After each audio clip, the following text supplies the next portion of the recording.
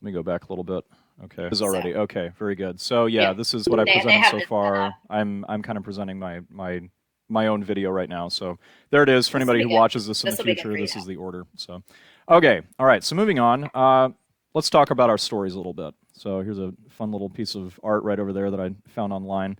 By the way, if you ever need stuff for presenting deviant art, is a great way to go for some really sort of bizarre art in the future. Uh, Careful how you type that in. I like it. So, again, this is kind of old hat, right? Theology primarily draws on scripture and tradition, but we also draw on personal experience, right?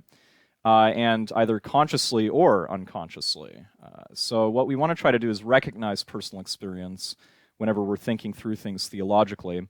And on the negative side, right, what we're trying to do is avoid any uncritical application of our own presumptions when it comes to theological and pastoral issues.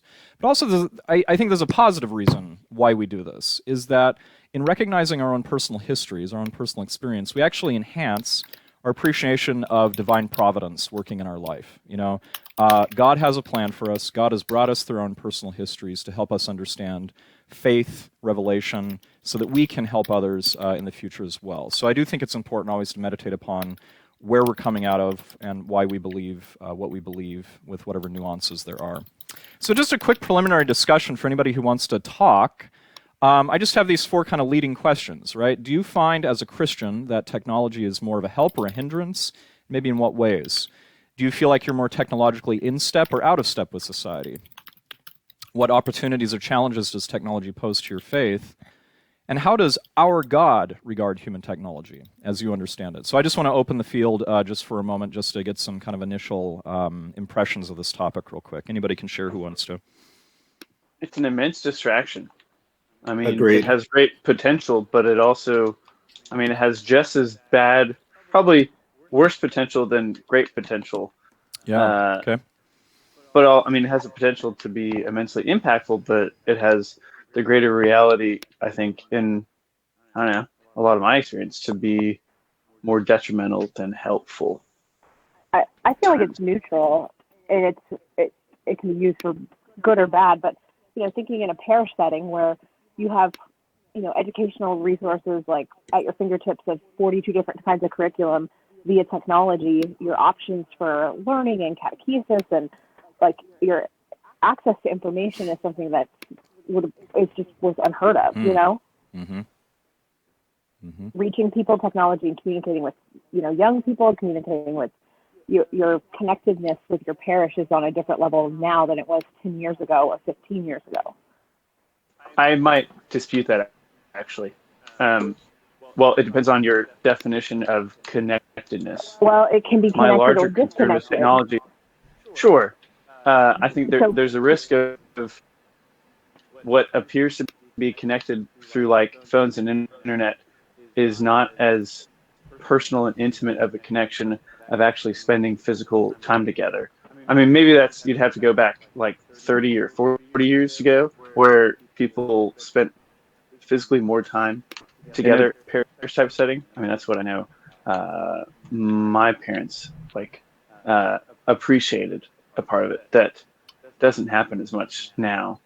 That sometimes, in my own experience, all the various forms of contact give me a feeling of connectedness without it being as strong or real. Great. I think it has depends a on whether you're potential, but defining it as supplemental or primary. Like in face-to-face primary community contact might be different than it was 50 years ago because of distance and how people go to church. But I think it can supplementally. I know what's going on in a teenager's life that I wouldn't know 10 years ago. Oh, sure. It might not be a real connection. You can go on a different argument, but there's availability to information that was never present. Yeah, Absolutely. So that's great. If I could just break in a moment, I'd like to hear from just one more person before we move on, somebody who hasn't spoken already. Looking at this a little more broadly, and setting aside communications technology, which seems to be what we're talking about right now, technology, it would seem, has saved us a lot of time. And yet, it also would seem that maybe more of our time is spent dealing with technology. Well, just, for instance, technology saves me time by not requiring me to wash all of the dishes, or to clean all of the laundry by hand, to name some very obvious technological time savers. And yet, it does not seem that we have ended up with more time in which to devote ourselves to prayer. I mean, for me, I don't feel that I have a great deal of leisure time as a result of technological time savers. So I would say, based on this reflection, I would not say that technology has assisted me in becoming a more devout person. Great, perfect. Yeah. So one of the big questions, of course, is sort of, so to speak, the moral neutrality of technology, and we're not going to get into that a lot today. But some of the readings talked about that a little bit. But these are big issues. On the one hand, they can be a hindrance. On the other hand, they can be a help, right? And so it does really seem how we implement technology ultimately is going to either help or hinder us. They in themselves seem to be fairly morally neutral, right? So really the onus is on us to use technology well. So yeah, very good. What I'd like to just, as we should all be aware, is that whatever we bring personally to any question having to do with the application of technology is going to have an impact on how we see it working in Christian faith and so forth. So, at this point, I'll go on to share my own kind of approach and where I come out of and so forth. But real quick, just here's another image that I found online that I thought people might find kind of funny. So there's VR Jesus, right? Virtual reality Jesus there. All right. Okay, moving on. So what's my story? Well, in fact, I've considered issues of technology and society for about 25 years now. Now, here's the thing. I'm only 37 years old, okay? But really, it all began with video games as a middle schooler, visiting my dad, actually. And when I visited my dad, my half-brother's Sega Genesis was available, and so, Dad, to find something for me to do while he was at work, just let me play around with that. And there were a few games that were done that were available, and the one that captured my imagination the most is a video game made off of this role-player game called Shadowrun. Okay, I never really got into role-playing games, but this is a fun one. Now, what I found boring here, I'm not really into Magic. I think Magic is boring, personally. But what I did find cool was this idea of a global matrix in which people could actually jack in, mentally and that sort of thing. There was computer hacking and cybernetics and enhancement and all this sort of stuff. And I've just found that really cool as a teenager for whatever reason. What I also found scary, though, about this is that one of the themes behind it is corporations ruling the world, this kind of anarcho-capitalist nightmare where just there's really no rules to economy. Corporations have their own police force, all this sort of thing, right? And so very early on in my life, there were these seeds planted that kind of that led to a lifelong fascination, even a paranoid obsession maybe, with issues of technology, society, economy, and human flourishing. One of my guilty pleasures, for instance, is the cyberpunk genre of novels and movies. And I'll share these presentation slides in case you want to look at any of these links later. But so, for instance, a good example of this is Blade Runner, if anybody's seen that, either the first or the second one. So, yeah. Well, things evolved. I was never much of a reader until high school, and what really influenced me greatly in high school was I tripped across two novels in one of the English classes. I had you read some excerpts from one of them today, Brave New World. And so we've got genetic engineering, economic consumerism, hedonism and sensualism, totalitarianism, all these sorts of things. That's all feeding into my those seeds planted by that game, right? And then, of course, George Orwell's 1984, where you've just got this even in a more darker mode, George Orwell looking at sort of the possibilities of communism done wrong, so to speak. So, again, all of this kind of fed how I thought about things, and that's what I took into college myself, this kind of internal feeling of, in these things that I see described, I don't want to live in a world like this, right? And that had a great effect, I think, even until today, in terms of how I approach things. Now, here's the funny thing, though. My interest in technology led me into engineering, as Elizabeth noted. I entered the University of Wyoming in 2000. I stayed far too long because I had the freedom to do so. and finally graduated in 2010.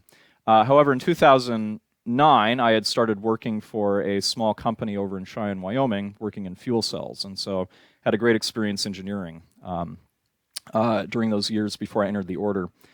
Now, while in college, my intellectual development kind of floundered in some ways. I was so focused on math and science that I really didn't do much else. I also stopped practicing my faith around 2002, and only shortly after that became radicalized by the Iraq War, and that kind of started things up for me once again. I started having an awakening to the deeper questions about society, morality, all these sorts of things, and that led me into philosophy, economics, ethics, art, history, blah, blah, blah. I started reading magazines like Adbusters. Now, this is the first issue that I ever read, actually, long ago. And what's so funny is that this is actually a hole in the magazine right here. Okay, and basically the whole idea of Adbusters is to basically take media and advertising and like satirize it and critique it and that sort of thing. But also got into like The Nation, Social Anarchist Journal, blah, blah, blah. I was really kind of getting radical here, right?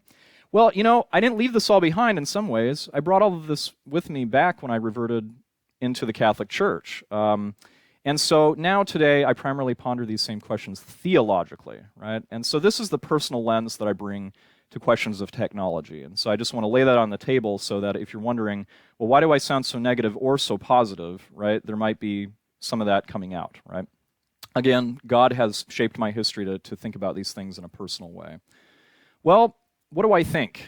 I think that the basic problem of technology is presented very effectively in the Old Testament, actually.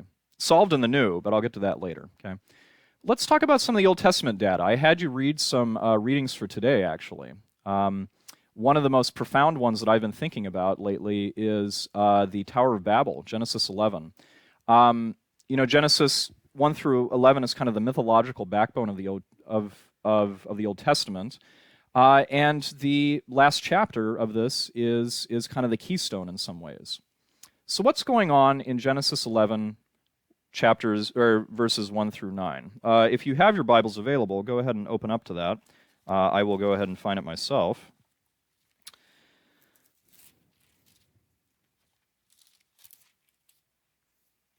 Well, this is how it goes. Okay? Now the whole earth had one language and the same words. And as they migrated from the east, they came upon a plain in the land of Shinar and settled there. And they said to one another, "Come, let us make bricks and burn them thoroughly." And they had brick for stone and bitumen for mortar. Then they said, "Come, let us build ourselves a city and a tower with its top in the heavens. And let us make a name for ourselves, otherwise we shall be scattered abroad on the face of the whole earth." Well, let's think about what's going on there, okay? First of all, there's an ideological purpose to all of this, right? Ultimately, God comes down and he distributes everybody and gives them new languages. And there's also a political purpose, talking about the Tower of Babel as reflecting Babylon in one way or another, right? And so we think that kind of the setup of this passage is the experience of exile with the Jews, right? Ideology, I got a question. Ideological stories explain the origins of things. So in this case, this story of the Tower of Babel explains the origin of linguistic diversity if we keep reading on. And what seems to be going on in this passage as we read on, and I will at this point, the Lord came down to see the city and the tower which mortals had built. And the Lord said, "Look, they are one people, and they all have one language, and this is only the beginning of what they will do. Nothing that they propose to do will now be impossible for them. Come, let us go down and confuse their language there, so that they will not understand one another's speech." So the Lord scattered them abroad from there over the face of all the earth, and they left off the building of the city. Therefore it was called Babel, because there the Lord confused the language of all the earth, and from there the Lord scattered them abroad over the face of the earth. Okay? We can impose many different literary structures on this entire passage. I should have just read the whole thing beforehand, so pardon me on that. But basically, common to all literary structures we can see in this passage is humans do and God undoes, right? And so one of the big things that humans tend to do a lot of is technology, right? We use technology to do a lot of things. So can Genesis 11 provide us with a theological lens is the question, and I think yes. So let's go into that further, okay? First of all, it talks about the whole world, right? Maybe this is a proto-globalization, which is very relevant to our world today of global pandemic and so forth, right? One language, perhaps symbolic of unlimited power, right? Unlimited power of the word. We have some concerns about communications technologies today, right? Fake news, blah, blah, blah, you know, the sort of ability to manipulate people using the power of the world. But what I find the most significance in is a new technology. Let us mold bricks, okay? This Hebrew word, and I'm not an expert in Hebrew, right, but lebanah is a sun-dried building material for construction made of clay. This is the first appearance in the Pentateuch and the Tanakh, okay, the first 5 books and in the entire Old Testament, right?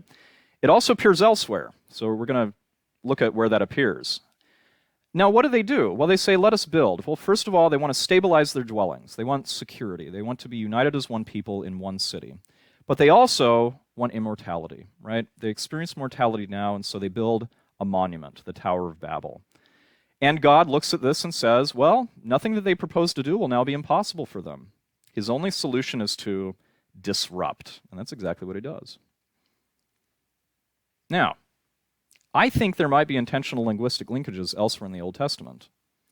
Looking at the word for brick, again, okay, it's found in the prophet Isaiah, but with no real obvious connections. But where it is found with maybe some obvious connections is Exodus, the Exodus story, okay?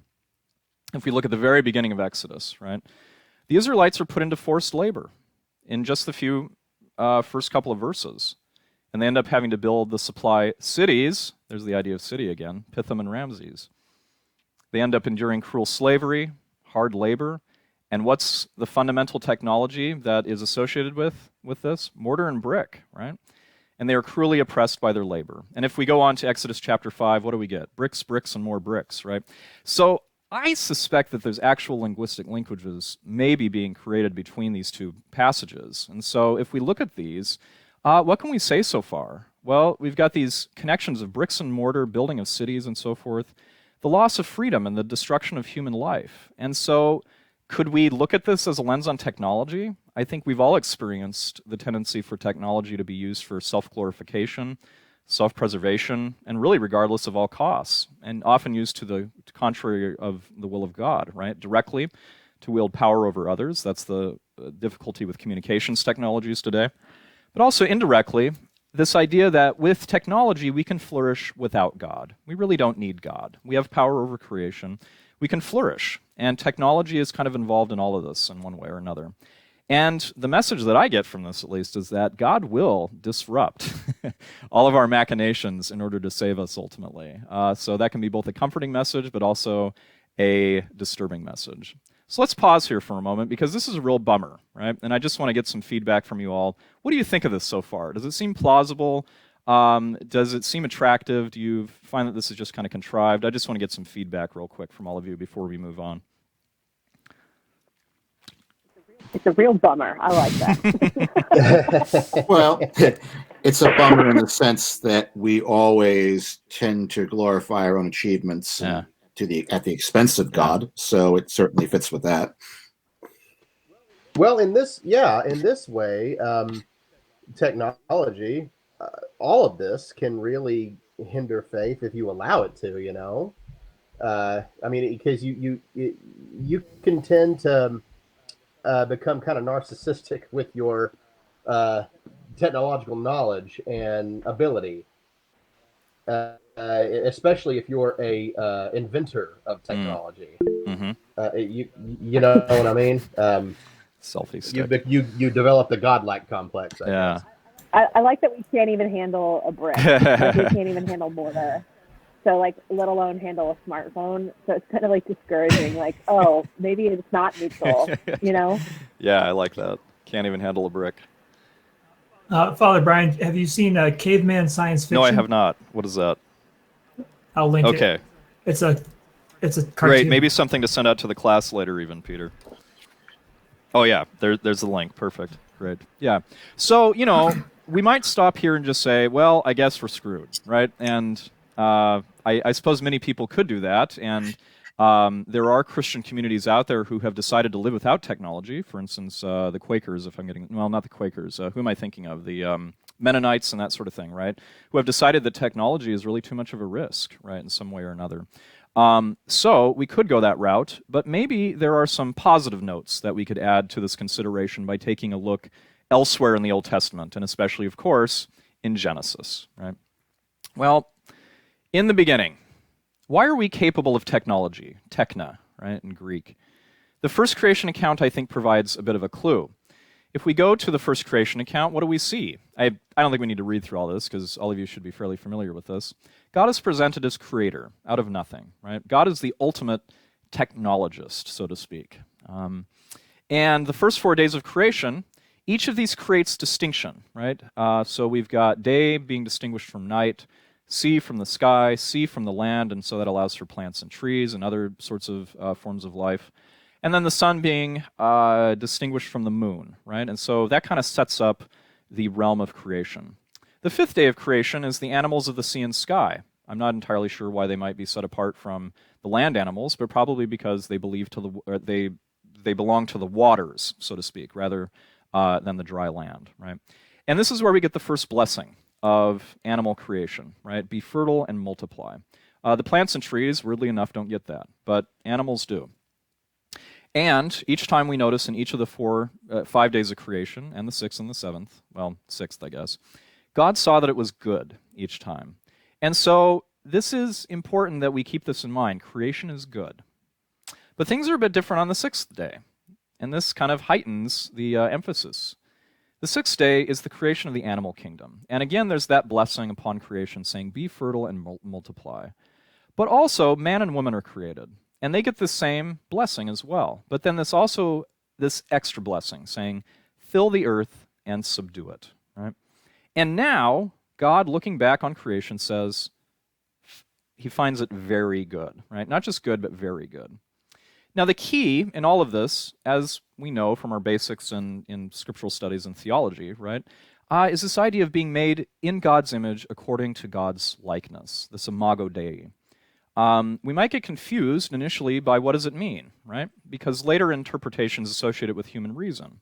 And to that extent, intelligence, consciousness, language, all of those things get fed into technology, certainly, right? So we might say that there's something technological that is reflected, there is something reflected in the image of God, something technological as well. Maybe even a certain moral accountability, right? Maybe that's the issue of the tree of knowledge being so critical for the human race. But I think we have to be careful to go back to the original Hebrew association, and at least in some of the stuff I was reading, obviously one of the things that this might be pointing to is the power to create new human life, right? It's not God only that creates new human life, but we do as well. We actually participate in this. But even more so is this concept of dominion, right? This famous concept of dominion. And dominion can look a little bit like this, right? I was having fun looking at different pictures online. Here's another one. Notice if you see any patterns, right? Here's another one. Here's another one. Now, the rule that I've gotten from all of this is that a well-placed lion is essential for a G rating in any sort of sacred art, okay? So, if you just go back and look at the lions, okay? But, we're all adults here, so we can take an actually quality piece of artwork here, and so I'm going to leave that up instead at this point. So I was drawing upon this guy, David Cotter, from his commentary on Genesis, and he has this to say, right? Dominion might well mean, especially given the context of blessing, to lead, to guide, or to tend, right? The human race is blessed with the responsibility of ruling the world in such a way that is ordered, good, and life-giving, in the way that God intends it to be. There's an analogy maybe being put here. God to the universe is the same as humanity to the world, right? And so humanity is to be in the world, but with responsibility, right? Nonviolence, rendering life that much more possible, right? So we can start looking at this more closely now as well, because the second creation accounts adds a little bit more to the mix to kind of flesh all of this out. Looking at verses 4 through 7 of chapter 2, that simple phrase, the Lord God formed the man, Adam. Cotter notes that in modern Hebrew, the idea is to sculpt, right? And sculpting from the dust of the ground. The Catholic Study Bible that I draw upon, not a super rigorous source, but has this to say, God is portrayed as a potter molding the human body out of the earth. Yeah, that seems plausible, right? And in fact, we see this portrayal of God as a potter throughout the entire Old Testament and even into the New in the letter to the Romans, right? So this idea of God shaping humankind out of the earth as a potter, right? Well, we might make an association here, okay? There's no apparent linguistic connection, I'll admit, right? But it's difficult not to make the logical correlation between all of this. The power to shape the earth seems to be common to both God and humankind. God forms humankind out of the earth into a living being. And humans are able to form the earth into all manner of things, including bricks. So in this sense, humans seem to have a status of, so to speak, co-creatorship. And this is not an unusual sort of idea out there. I've not had a chance to see whether anybody's worked on this in a rigorous way, but this idea of co-creatorship is often thrown out there theologically. And it connects well with the concept of dominion, right? If we look back at Genesis, where the Lord God takes the man and settles him in the Garden of Eden to cultivate and to care for it, right? And the Catholic Study Bible comments again, it should be noted the garden was not intended as a paradise, but as a pleasure park for God. The man tended it for God, right? That's the purpose of humankind, is to participate in this way to shape the earth for the sake of this relationship with God in some way, right? That's our great dignity, and that's what dominion should really mean, ultimately. So we're left with true truths, and this is how I'll finish up this portion of things. We have a sort of a tragic tension between two things here. Our works can both reflect and distort our dignity as created and as co-creators. And the document that I compiled today that looks at the correlation between works and hands in the Old Testament was kind of trying to get to this a little bit here, right? So this is where I kind of extracted all these different verses from the Old Testament where we've got work of their hands, his hands, whatever, right? And this can both take on a negative and positive connotations, right? Obviously, the most positive connotations are God creating the human race. That's a work, right? But even in places where, like, let's see here, right? Look in this hour on the work of my hands for the exaltation of Jerusalem, right? So the work of our hands is not always a negative thing, but it can be a negative thing, especially when it's saying the wicked are snared in the work of their own hands, especially when it's talking about things like idolatry, right? And that's a popular sort of thing in theology, of course. So looking at this, in the positive sense, we are created by God as co-creators. We ourselves, as human beings, are the work of God's hands.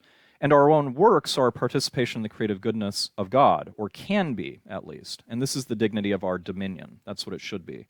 But on the negative side, we have a tendency to misuse our powers, and so our works can become idols, right? This is the primary negative sense in which this idea of works of their hands comes up, is idolatry. And so if we make idols of our works, they can distort reality and destroy life ultimately. And so technology, as the works of our hands, can be a key realm wherein this tension has to be worked out both morally and spiritually. So that's my theology that I'd like to present at this time. What I'd like to move into is a discussion, okay? So what do you think? Do you have any sort of reactions at all? And in particular, this is the place where we can start asking, what are the study materials that I offered you today? What do they have to contribute to what I've spoken about so far? And this might also be the right place to talk about some of our greatest pastoral interests, which are communications technologies today and reproductive technologies. So at this point, I'd like to open it up for a lengthy discussion, and I'm just going to ask for the last 15 minutes of class to kind of finish things up. So go ahead, fire away. Well, looking Saturday Night Live, I'm tempted to say, Jane, you ignorant slut, but as Dan Aykroyd said, but I knew you were going to do that. Yes, for everybody who has actually seen those classic Saturday Night Live skits, yes. Yeah. So, Father Brian, this makes me think about deep ecology. Yes, okay. And it seems like a secular reaction against us misusing our powers. Tell me more. Tell us more. They recognize that. There's a recognizing that when we use our powers, as you said, to sort of for our own means or for what makes us happy or what we think is good, we just sort of use those resources up. Well, of course, there's going to be a consequence to that, and that consequence is what we see in our environment, and we see the destruction of the oceans and the sea life and animals and all of this. And I feel like that they are reacting against that. which is a good reaction. I mean, that's indeed. it's a good thing to recognize. Mm-hmm. Very good. Anybody else want to chime in on that? Well, when you were talking, I was thinking about that the good use of technology keeps us in community. Mm-hmm. Things like an insulin pump that helps the diabetic to not become isolated. Yeah, absolutely. Right. So like there's like a really excellent form of technology, which is like unlikely to lead to some sort of idolization. I think it would be very hard for it to lead that direction. Yeah, very good. So yes, first of all, a quick comment on what Cliff was talking about. I will talk more about the whole tension between transhumanism and deep ecology, and that's maybe not the right spectrum. I don't know, but those are the two best examples I could think of kind of opposite ends of the spectrum to talk about, which is why I offered the videos for today. But yeah, right, there are good insights from the environmental movement as to the improper use of technology, but there may be lacking, and that might be where Christian faith can kind of come in. Now, was it Maureen who was commenting on the insulin pump? Yeah. Yes. Okay. See, now this is a classic example, right? Now I would call that cybernetics, okay, because it's the integration of a human being with a machine, right? So cybernetics are not just about, fancy stories about, having enhanced strength and all this sort of thing. They're necessary applications of technology to do what? Maybe, Maureen, let me challenge you a little bit on this, though, okay? How would you distinguish between the use of an insulin pump and somebody, for instance, integrating technology into their body for the sake of simply enhancing their strength for the sake of committing violence or something like this? How would you distinguish between those two? Because both are integrating technology into the human body, right? But maybe even with the best intentions, how would integrating a technology simply to enhance human strength, do you see any difference in those applications of technology at all? Maybe you don't, maybe you do. Go ahead. Yeah, one difference is that without that insulin pump, that person is limited and will function lower than their normal capacity to function if they didn't need the pump, right? And so the person who's using some sort of assistive technology that makes their body more strong than is humanly possible, that's a difference. Wouldn't it also be more about a preservation of life, like enhancement of and preservation of, where you went insulin pump, you're preserving life, but the other one it's just straight enhancement. Yeah. One comment that I saw in Schumacher, which I thought was, it stood out to me anyway, was the idea of the limits of nature. Just on the first page there, he says, nature always, so to speak, knows where and when to stop.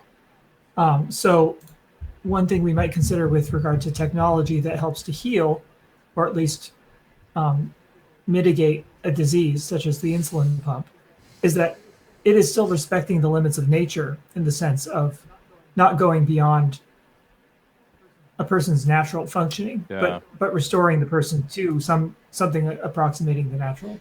Well, and if please go ahead. If you compare that to doping for sports, yes, right? Perfect example. Or look at the East Germans in the Olympics back in the day. They didn't even know they were being doped, and the women who received all of those male hormones, many of them developed cancer, deformities in their bodies. Their lives became shorter, and so that was an abuse of technology. Whereas using insulin, like Peter said, it just helps to ensure health and human flourishing. Yeah. So I think, with the Schumacher article, sorry, Cliff. Well, about the insulin pump, I think it's interesting specifically that we're talking about an insulin pump because you actually could use that to do something that's beyond normal.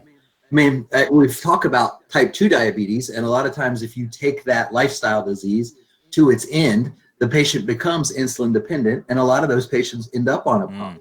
But what it actually allows them to do is continue to live in that gluttonous lifestyle in which they overconsume sugar or glucose. And so in a way, it does give them superhuman strength, or not strength, but interesting. Yeah, but eventually that bites them in the butt, right? Because they will continue to develop the other illnesses associated with overconsumption. Yeah. Yeah, surely, but yeah, you're right. But I mean, But it's I still like- using an insulin pump. In light of that article, they're like talking about how nature is like self-limiting. It's very interesting because is a disease or something, isn't that something that is self-limiting? Like, but we're using technology to overcome diseases and disorders. So where's the line there? Like, it's kind of, it's really interesting. That's exactly right.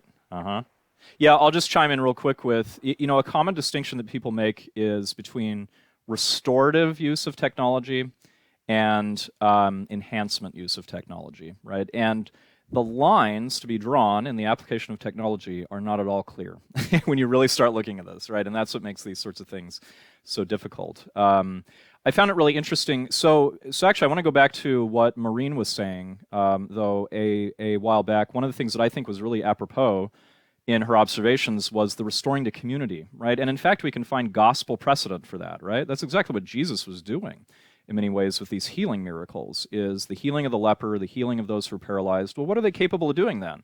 Well, they're capable of worshiping, right? They're capable of ritual purity at that point, and they're able to participate in the community and so forth. And so, we could actually look at that as one of the gospel sort of guidelines, so to speak, is to what extent is a technology making one more or less capable of actually meaningful participation in the human community, or for us in particular, in the Christian community, right? So I'll just throw that out there. You can discuss it or just move on to other things that you want to talk about. Not to stay on insulin pumps, but one of the interesting things in community building is that, and this is not specifically to the church, is most of the reps who work for insulin pump companies are type 1 diabetics. They're so changed by the use of technology that they decide to give their lives to promoting flourishing among other type 1 diabetics. Very good. Yeah. Now, I can't remember if it was Cliff or somebody else who brought this up. Now, there is a sort of enabling that technology can do as well, right? And that might be a controversial aspect of this too. There are some ways in which technologies can just sort of enable us to remain in our normal patterns of behavior that ended up creating our destruction in the first place, so to speak, right? Does anybody want to add to that conversation? Because I think that is one of the moral difficulties, right? Are we just enabling ourselves to avoid the natural consequences of our actions through technology? Go ahead. Well, so I feel like this is Cliff's jam, but I'm going to jump in on it before he does. So I have two people in mind. One is a little girl whose diabetes became apparent early on, and she survives because of an insulin pump and some application of it through technology that I don't really understand, but it's something that makes living a normal life with her family and in community possible. Another person is my uncle, who suffers from, I guess, a mild form of diabetes, in which he is hypoglycemic, I guess. And so for him, lifestyle is very important. He avoids eating and drinking the things that might cause. Oh, and he also avoids alcohol entirely, either for that or just for alcoholism reasons. Right. But my point is that by limiting himself and observing a healthy lifestyle, he's able to avoid the use of severe technology in order to live. Very good. Anybody want to chime in on that or move on to something else? I do, actually. I want to complicate Go ahead. this by adding in the discussions around organ transplant. Yes. Big one. Very big one. That, as you all may be aware, that they have a rating system as to who gets an organ transplant, because there's not enough organ transplants. And one of the important ethical issues, which is coming up right now in the ventilator discussions too, are, do we make a moral distinction in someone receiving an organ transplant in their potential to recover, to be part of the community? Do we make a moral distinction in how much they have contributed to the situation leading to their organ degradation? In ventilators, we could talk about, are we going, as we run into the situation of limited ventilators, are you going to prioritize, say, non-smokers over smokers? So this opens up far beyond diabetes pumps, and this is something that is very much in the news and on our mind right now. And Peter, you posted just real quick, if I could break in, and then we'll get to Amanda in just a moment. What I find so difficult about that question and other questions within medical technology is, if we did not have the technology in the first place, these wouldn't even be questions, right? So the technologies themselves create the problems for us ethically.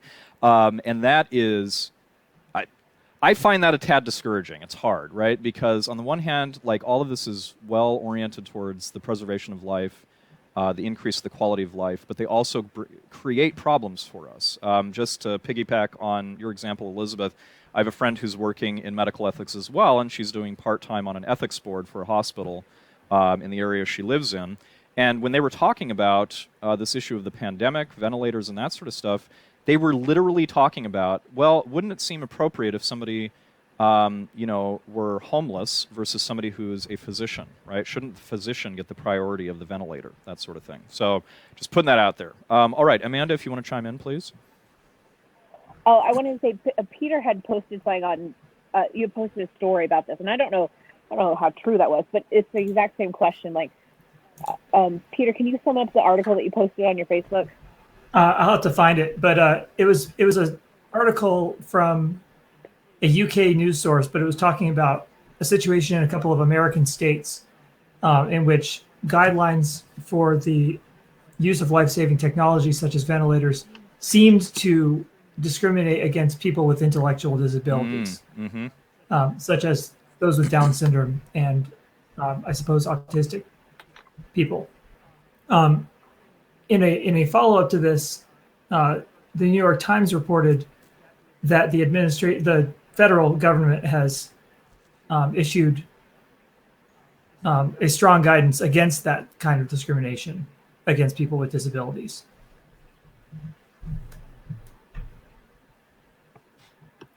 Very good. Anybody else want to chime in on this issue?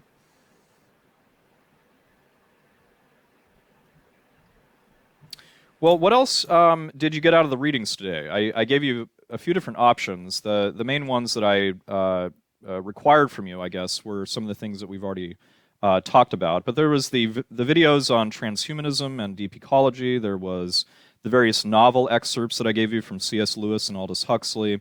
There's that long article from David Lewin that I think is very helpful for kind of thinking through distinctions that have been made down through time. But there was also the articles by Durbin, by Schumacher. Schumacher's come up a lot already. And then this new one by Christopher Thompson, a chapter from his book, The Joyful Mystery. So I just want to open up the field again just to see, did you have any additional thoughts from the reading materials to kind of add to the mix?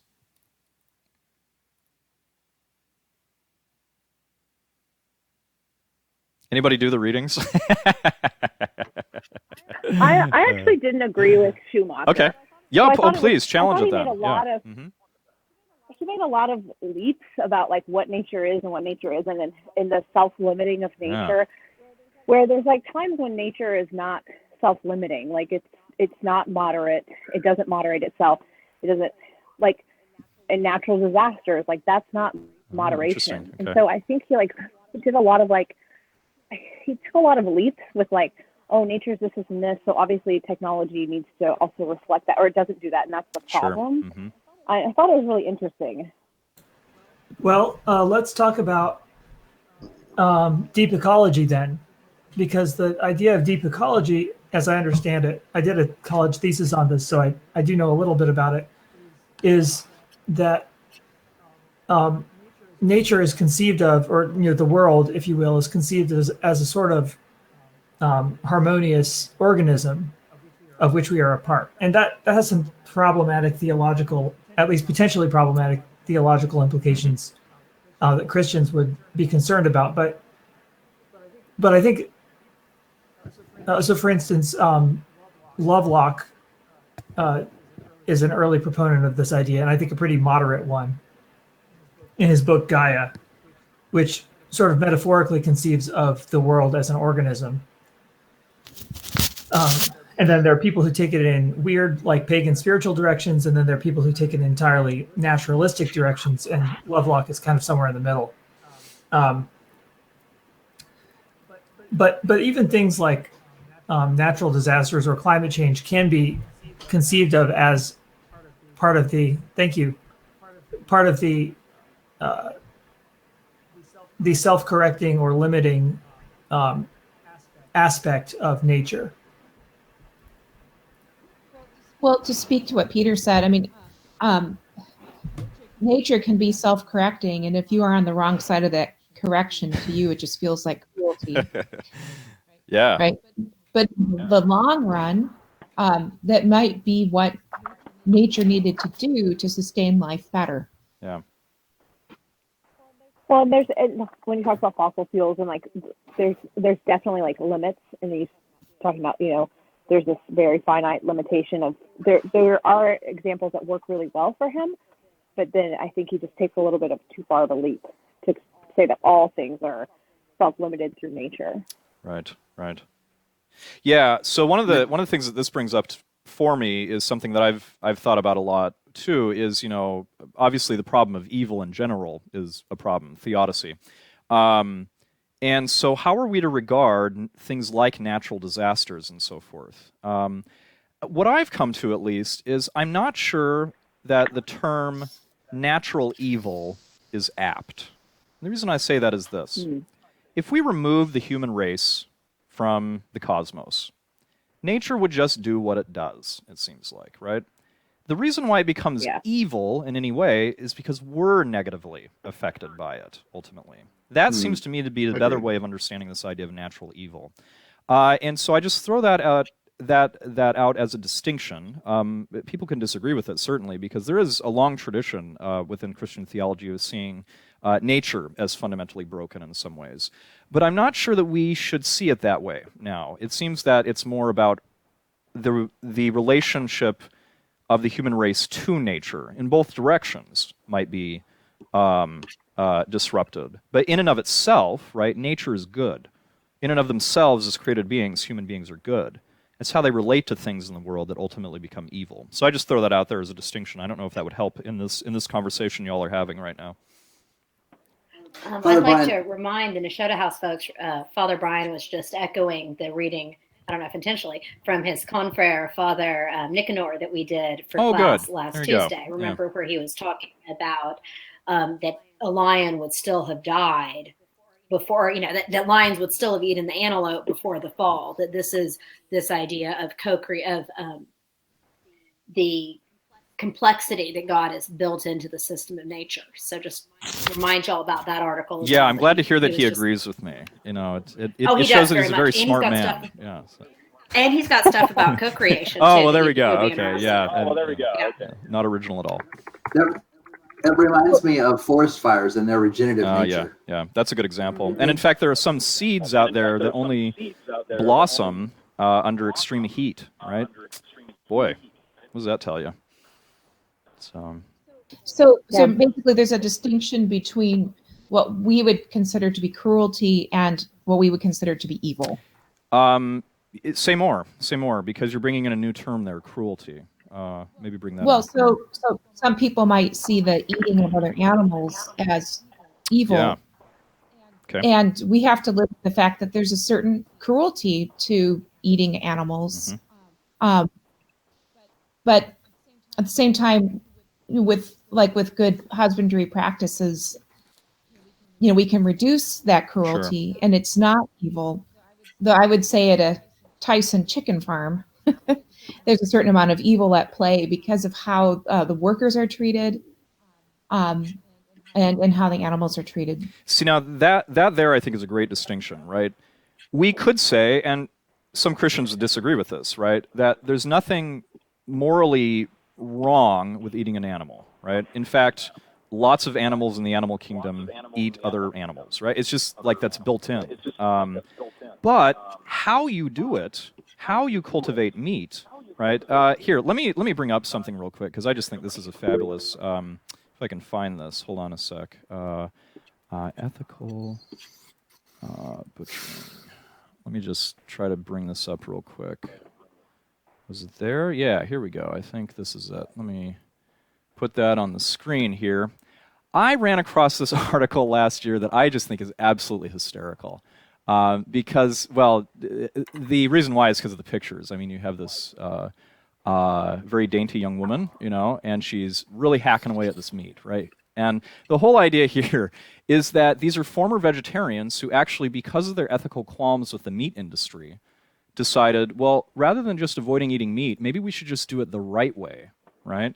Now, what I find so profound about this is a different sort of approach. This requires creativity on the part of human beings to think about these things ethically. And one direction you can go is all meat all the time. Who cares where it comes from? Another direction you can go is absolutely no meat whatsoever, and damn the consequences for my personal health, right?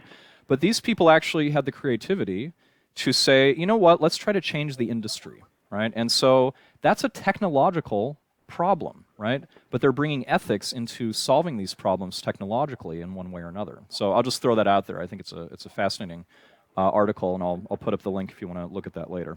So. Awesome. There was a term that was used in Schumacher. Oh yeah, Temple Grandin. It was the technology of. Sorry, I just lost it as I said this. It's the technology of giantism. Okay. And I thought that was an interesting concept. Like, what is too big? Like, he kind of like talks through like, you know, acceptable like innovations, but is there a limit? Like, what productivity and what, you know, machinery can do for us, and like how? Because I feel like relative. Like what we say now is normal versus 10 years ago is just so drastically different. Right. Right. No, I think that's an excellent challenge, right? And this is the problem with making these qualitative assessments. How big is too big? What measuring rod are you bringing to this, right? This is why it's so easy to just revert back to quantitative measurements in a lot of what we do, whether it be the economy or anything like that. And so on that, yeah, please, Elizabeth, but I think that's an showed excellent us. challenge. Yeah, go ahead. Remember back to the Mary Hirschfeld reading we did when we were talking about the economy, and that her concerns, or that she feels that Aquinas had these built-in limitations on consumption, whether it was a standard of living, but also the sense that our desires should not be insatiable. And so I just want to flag for y'all that we're now seeing in the Schumacher article the emphasis on gigantism, and her emphasis on our economy also being wired to insatiability. And I can't remember if she's in the article we read or her book, but the departure from the human scale, that our economy is meant to move us beyond the human scale. And I just want to flag for y'all this connection with technology beyond the human scale, whatever that means. So I just wanted to make sure y'all caught that overlap. Yeah. No, so just to chime in on this further, you know, the world we live in today is post-capitalist, post-Marxist, right? And a lot of what the Industrial Revolution brought about in society is an alienation, right? A feeling of alienation between human beings and their works in some ways, right? And so that's what a lot of people were reacting to in the 18th and 19th century with this stuff starting to happen. And so these are ongoing questions about what is too big? What makes big a problem, right?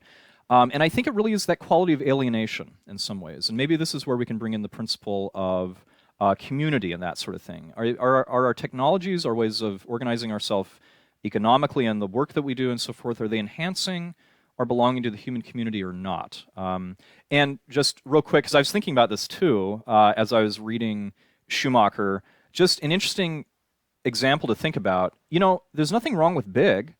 When you go to these great cathedrals that were built down, or just churches in general that were built down through the centuries, they're big and they're a bit alienating, right? And they're almost intentionally architectured, designed in order to give you that sense of you being small, right? Small relative to the sacred, small relative to God. But what's different between that and, say, walking through downtown New York with skyscrapers on every side, right? Is it the purpose? I don't know, right? What's the distinction here? That's just really What interesting. about a redwood forest? Say it again. What about a redwood forest? Perfect example. Tell me more. Yeah. But you're surrounded by giants. Yeah. And it's natural. And then there you go to like the self-limiting. Like what What was self-limiting about that tree? That's, huge, giant. Yeah. Yep. But there is a certain, I'm sure in the redwood ecology, there is a certain self-limitingness. Like that particular space of land will be dealing with that tree for a couple thousand years, right? So there's some limits there to what can happen in that land. And then the way the redwood reproduces, they create that ring of baby trees around them. So there's some like very communal aspects to how redwood trees live in the span of their life. And then when they die, the body of that tree lays there in the forest for another few thousand years. So that's like very conservative use of space and resources. Yeah. Mm-hmm. Yeah, so maybe self-limiting is not the best term. I think self-correcting might be what's going on here more so, right? And I think Schumacher does use that sort of terminology, but nature doesn't have to think about it. It's just sort of built in, right? Let's say the redwoods do come to being, and they eventually exhaust the soil. Well, over the spans of eons, they're going to die, decay, all the nutrients are going to go back into the soil, other stuff will grow up. It's pretty beautiful, right? It's a beautiful ecological system if it's working well. But human beings, and I think this is the key to what Schumacher's trying to get at, human beings do not have that self-limiting principle built in. And the reason why is because we have to make choices, right? And our choices can be for the good or the bad, and so things can go to excess. I'm going to finish up this discussion portion pretty soon here. If there's anybody who hasn't had a chance to talk, I'd just invite you to maybe chime in for one last time to add something, if you'd like.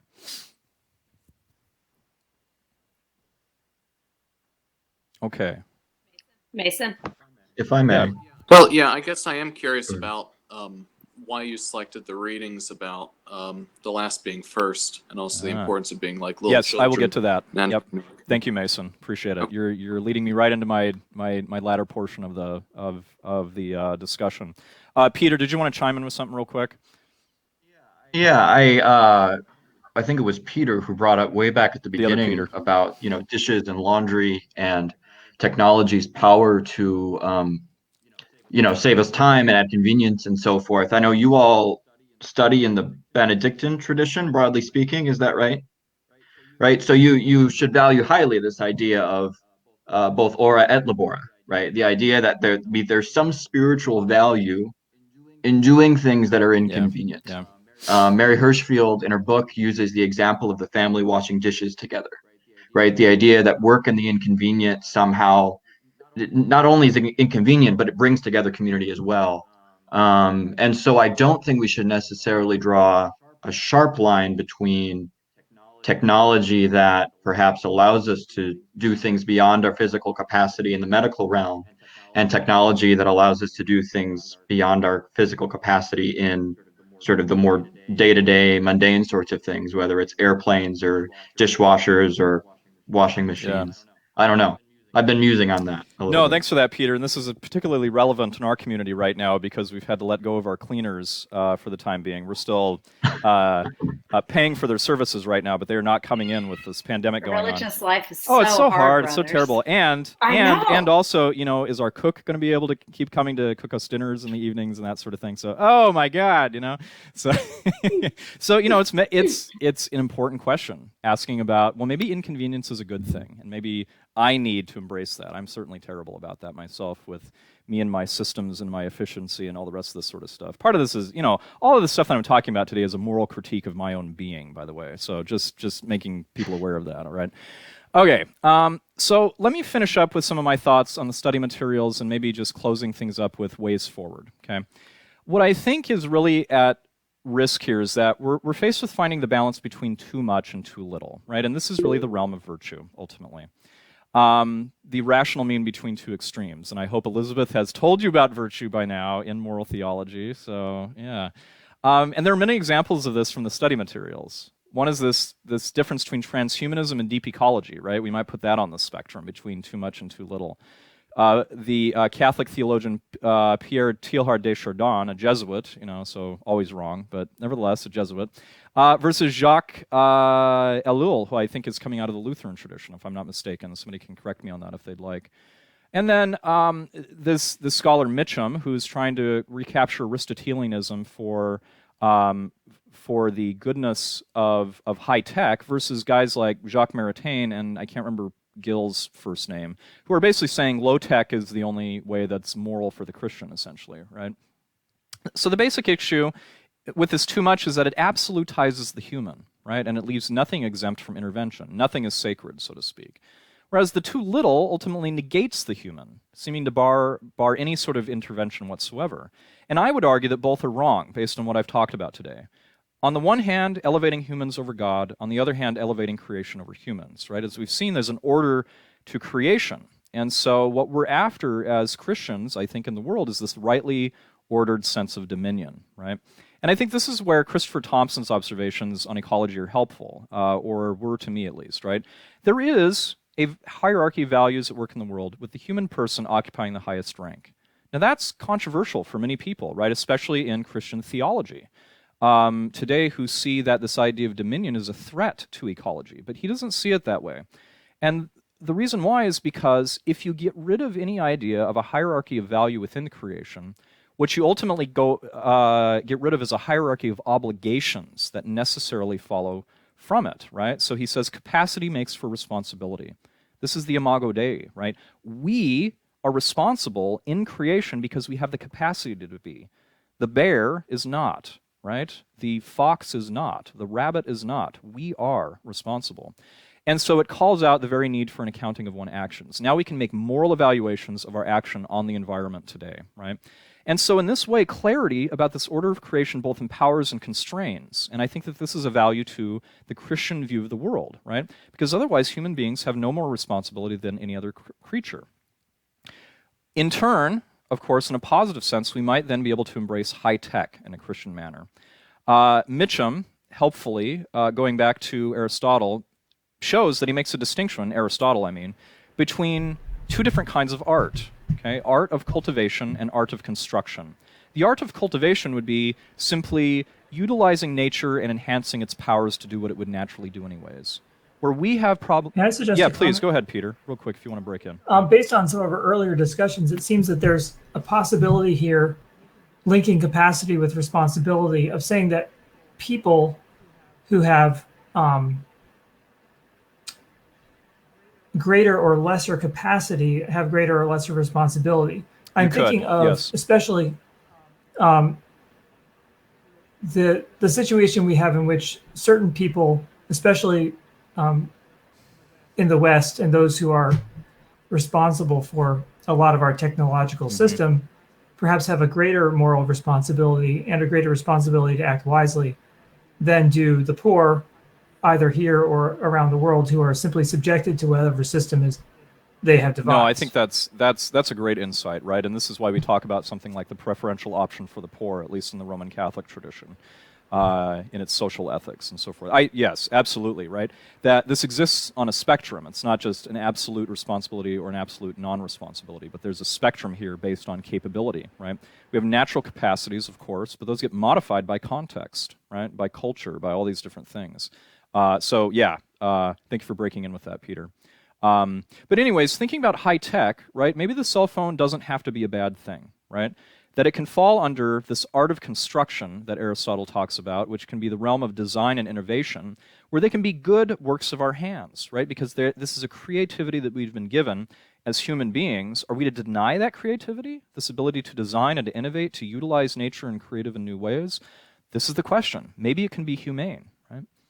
But with that also has to go a certain precautionary principle, right? We err on the side of caution in order to correspond to the virtues of humility and prudence, right? We are fellow creatures in the world with the rest of creation. And Thompson talks about this at length in his reading as well. So he says this, this precautionary principle applies when we're talking about lower creation, so to speak, right? Lower in the hierarchy of being, because it's our ways, not creation's ways, that is caught up in the drama of sin. This is why we have to be cautious, because sin remains a reality, even in our redeemed world with the life of grace and all the rest of this sort of stuff. And so Thompson talks about a preferential option for creatures, right? That we should have a certain attitude of humility towards creation in order to respect it in the way that God has created it to be, and so forth. I think, in particular in this regard, this idea of creatures as given corresponds well with the reading from Lewin, when he talks about the sense of givenness that is found in many different religious traditions, but I think we as Christians can certainly claim for our own tradition, the sense of givenness of creation and its order and so forth, right? We don't deny teleology, purpose and nature, right? Whereas somebody like a transhumanist, right? If you listen to that video that I gave you of that for transhumanism, right? It absolutely unequivocally denies purpose and nature, right? Just right off the bat. But we don't see it that way. We do see design. We do see purpose in nature. Doesn't mean that it's not evolutionary in some ways. Doesn't mean that it's not nuanced in terms of the give and take of things.